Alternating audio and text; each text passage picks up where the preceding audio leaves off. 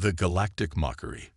The Galactic Council was a place of wisdom, power, and control. It was where the strongest empires of the universe gathered, making decisions that shaped the fate of entire civilizations. Among them sat towering reptilian warlords, insectoid strategists, and silicon-based life forms with intelligence beyond human comprehension. They had seen countless species rise and fall, but today they were laughing. Their amusement was directed at a small, insignificant species, humans. Primitive creatures, scoffed Overlord Xivar, a high-ranking member of the Dominion of Krillax. His dark eyes gleamed with arrogance as he tapped his long metallic claws on the table. They still rely on outdated nuclear weaponry. They call themselves warriors, but they barely understand the physics of interdimensional travel. The council chamber roared with laughter. The cold, mechanical voice of a cybernetic intelligence chimed in. Their ships are slow, their weapons are weak, and their bodies are fragile. How did they even survive this long? Even the usually silent and composed elders of Varnax allowed themselves a chuckle. Humanity had been trying for years to gain a seat in the Galactic Council, but they were always rejected. The reason was simple: humans were weak. They dreamed too big, muttered a towering crystalline entity. Their ambitions outweigh their abilities. They believe they can stand among us, but they do not belong here. A holographic display flickered to life in the center of the council chamber. It showed images of Earth's outdated warships, clumsy in design compared to the sleek, advanced fleets of the galactic empires. Another image displayed human soldiers, their fragile bodies wrapped in armor that was laughably ineffective against the high-energy weapons of the Council's armies. "Pathetic," said High Admiral Zorvac of the Galarian fleet. "The only thing humans are good at is dying." But despite all the insults, there was one thing that puzzled them. Humanity did not give up. They had faced countless humiliations, lost wars, and were pushed to the edge of extinction multiple times. Yet, they always came back, adapting, surviving, learning. Recently, a council member began. "Our intelligence reports detected unusual energy readings near the human homeworld. It seems they are constructing something large." The laughter died down slightly, but the amusement remained.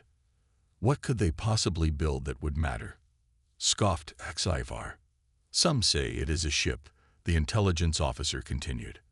"But the structure does not match any known design." "A ship," Zorvac smirked. "Let them try.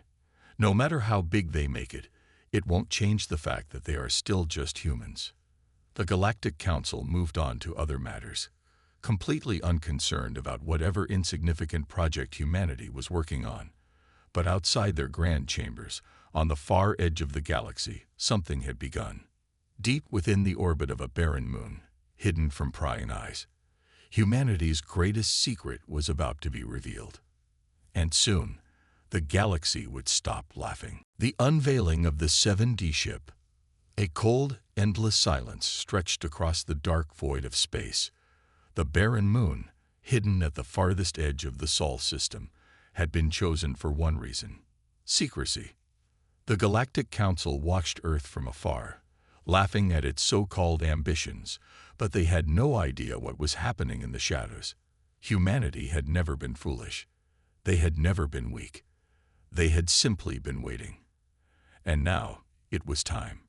Inside a concealed military station orbiting the dead moon, Commander Elias Rourke stood before a massive observation window. His face was lined with exhaustion, his gray eyes locked on the void beyond. Behind him, a group of engineers, scientists, and strategists waited in tense silence. "Is the rift core stable?"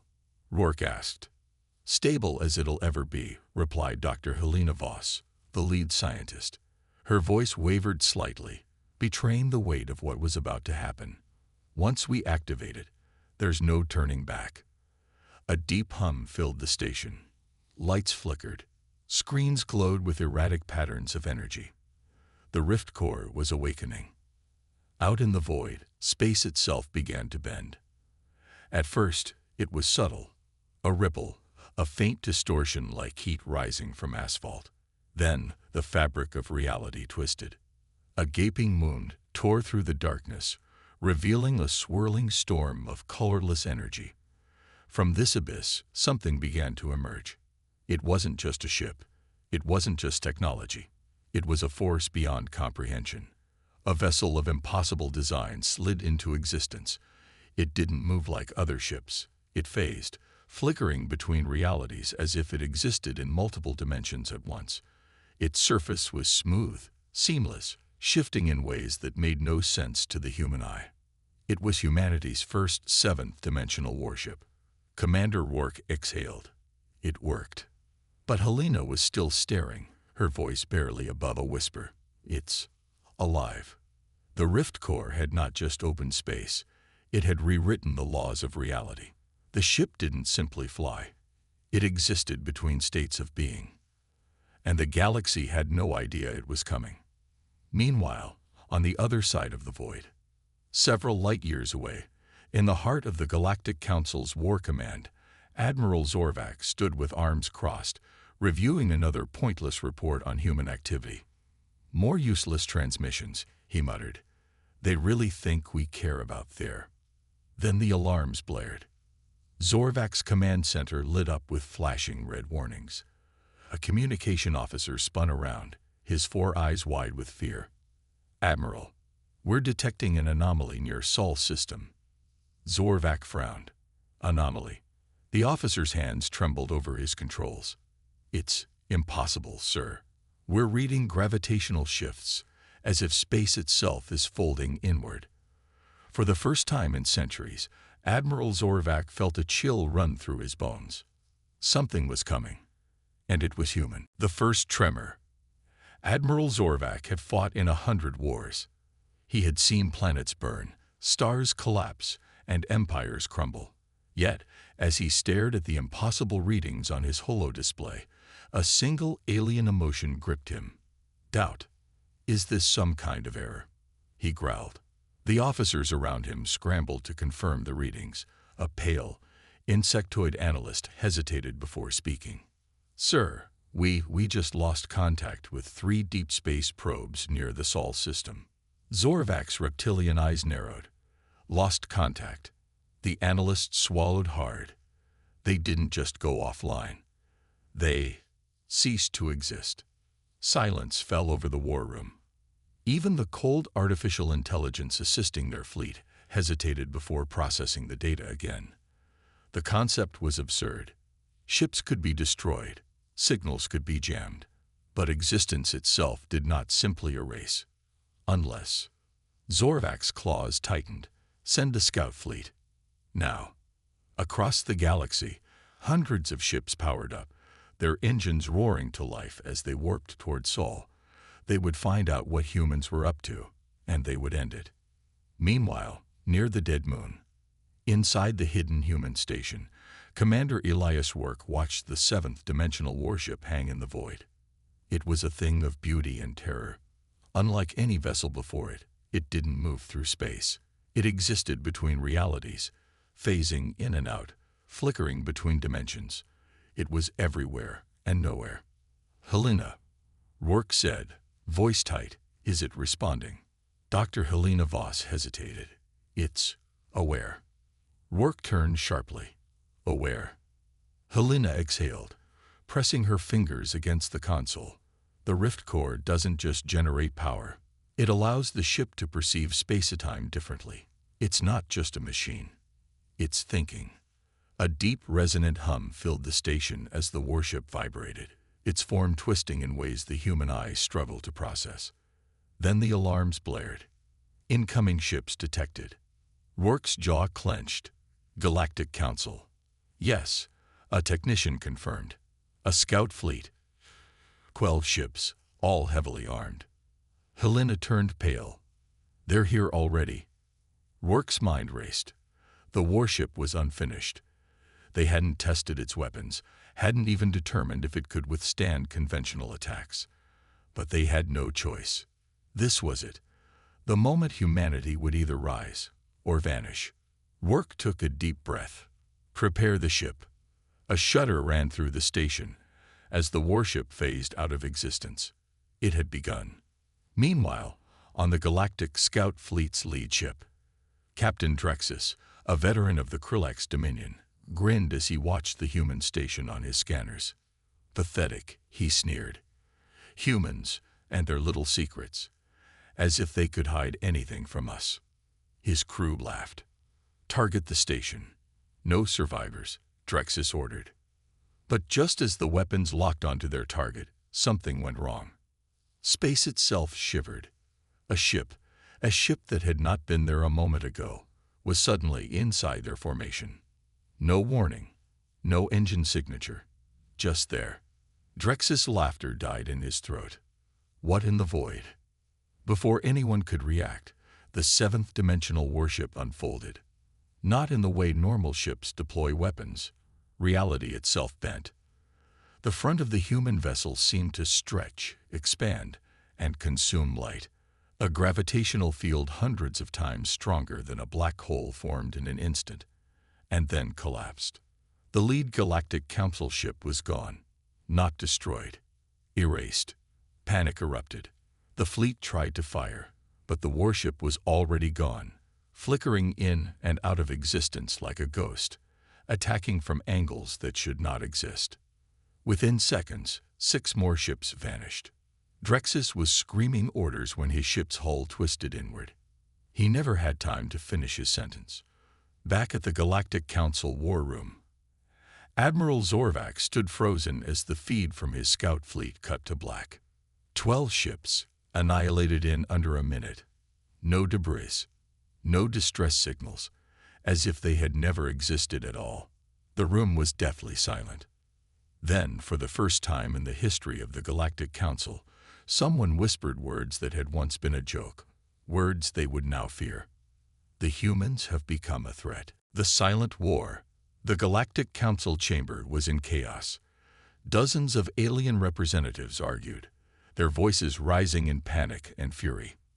This is an act of war, snarled the reptilian Vorkan delegate. 12 of our finest warships, erased like they never existed. The insectoid ambassador of the Krillak's Dominion clicked its mandibles. They did not use traditional weapons. This is something different, something unnatural. Grand Chancellor Xivan, leader of the council, raised a trembling hand. And you are certain it was humans. Silence. The surviving sensor data confirmed it. A vessel, unlike anything in known history, had appeared inside the scout fleet, bending space, distorting time. 12 ships gone, leaving no wreckage. And the humans, untouched. The implications were terrifying. For centuries, humans had been tolerated as a lesser species, useful but insignificant. Now, they had crossed a line. If we do not act now, Xivan declared, voice shaking, the balance of power will shift. Humanity must be crushed before they can unleash that ship again. The chamber erupted in agreement. The silent war had begun. Meanwhile, on Earth's moon base, Commander Elias Work leaned over the console, watching the encrypted reports flood in. The Galactic Council was moving. Stealth probes detected fleets gathering in secret. Alien agents had infiltrated human colonies, spreading disinformation. War was inevitable. How long do we have? Work asked, eyes locked on Dr. Helena Voss. She hesitated. Days. Maybe less. Work exhaled sharply. Then it's time. A nearby officer tensed. Sir, you're not saying. Work turned toward the viewport. Outside, hanging in the void, was the ship.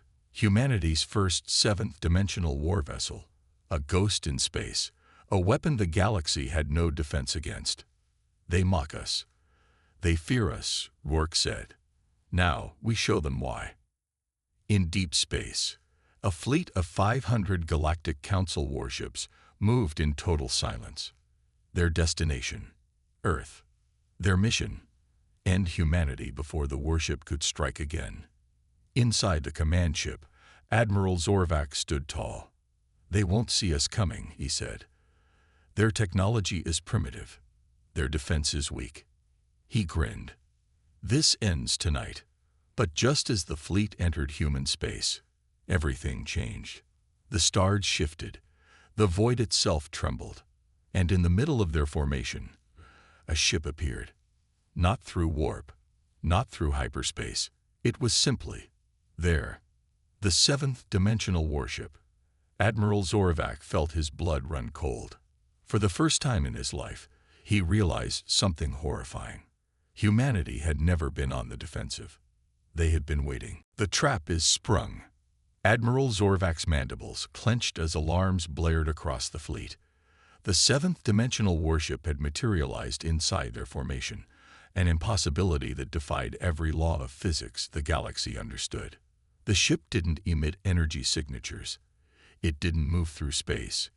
It existed wherever it wanted to be. "Pull back," Zorvac barked. His officers scrambled, sending retreat orders to all ships. But something was wrong. The fleet was moving, yet not moving at all. Time itself was bending. Inside the human warship, Commander Rourke watched the alien fleet from the control deck, arms folded. Their warships were powerful against conventional enemies, but against the horizon, humanity's first seventh-dimensional vessel. They were like fish caught in ice. "How long do we hold them?" Rourke asked. Dr. Voss studied the data. "They're trapped in a temporal distortion. From their perspective, this battle just started. And from ours," she checked the quantum clock, "they've already lost." Rourke exhaled. Humanity wasn't fighting in space anymore. They were fighting in dimensions the galaxy couldn't comprehend. "Begin Phase 2, he ordered. Aboard the alien fleet. Admiral Zorvac's hands trembled. He had given the order to retreat 10 minutes ago, yet his fleet was still in the same position. No movement, no time, no escape. Something shifted. The human warship expanded. No, it unfolded. Vast metallic plates peeled away, revealing something inside. A void, a place without stars, without time, without existence. It wasn't a weapon. It wasn't a ship. It was a gate, and it was opening. A sickening pull yanked at Zorvac's mind. His fleet wasn't being destroyed. It was being erased. No, no, no. He slammed his clawed hand onto the emergency override. A desperate, last-ditch attempt to fire everything. Missiles launched. Lasers flared. Beams of energy ripped through space. And then, nothing. The weapons never reached their target. They stretched forward, elongated, warped, then vanished before impact. His entire fleet was already gone. Zorvac turned, heart pounding, looking at his officers. They were frozen. Not in fear, but literally stuck in time. The ship flickered around him. Admiral Zorvac realized something horrific. He had already lost. He was just waiting to understand it. On Earth's moon base. "Confirmed," Dr. Voss reported, adjusting her glasses.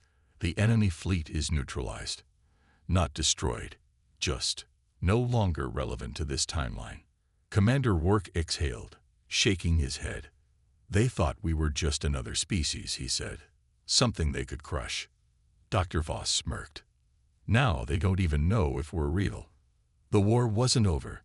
The galaxy would come for answers.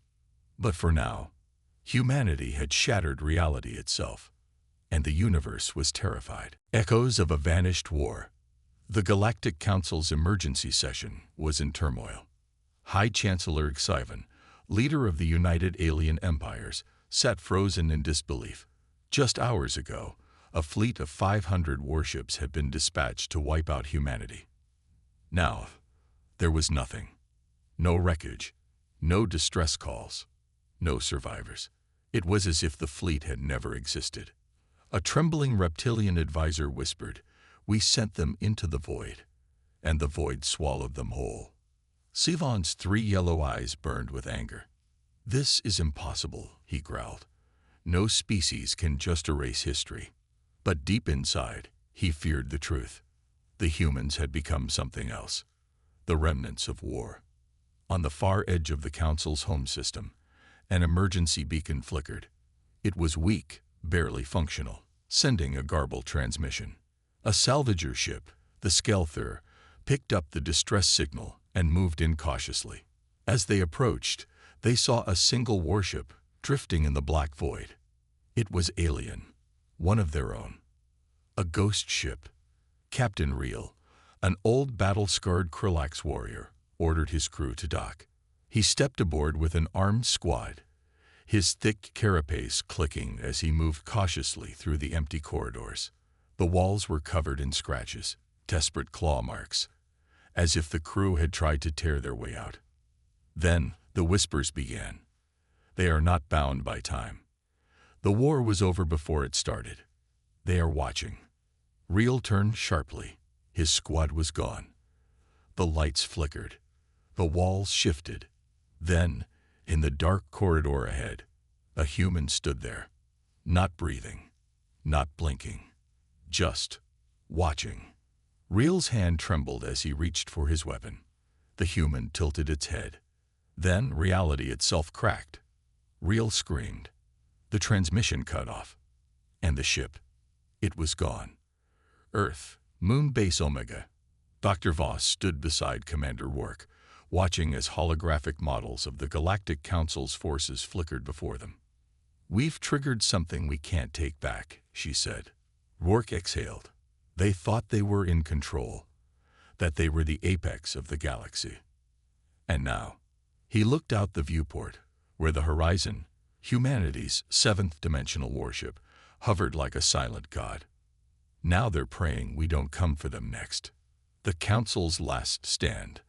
The Galactic Council's leaders gathered in secrecy. No fleet could challenge humanity. No strategy could counter a weapon that defied time and space. There is only one option, High Chancellor Exivum said. Surrender is not an option. We must erase humanity from history. The chamber fell silent. Then a voice.